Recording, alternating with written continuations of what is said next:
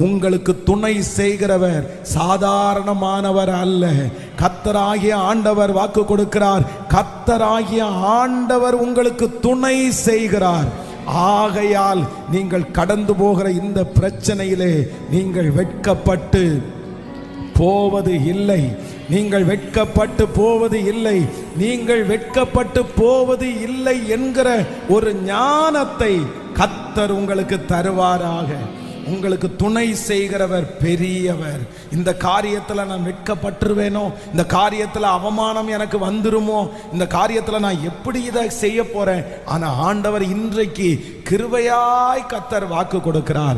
கர்த்தராகிய நான் உனக்கு துணை செய்கிறேன். ஆதலால் இந்த காரியத்தில் ஆண்டவர் வெட்கம் அடைகிறதற்கு உங்களை விடவே மாட்டார். இந்த காரியத்தில் நீங்க வெட்கத்தோட திரும்பி வர மாட்டீங்க.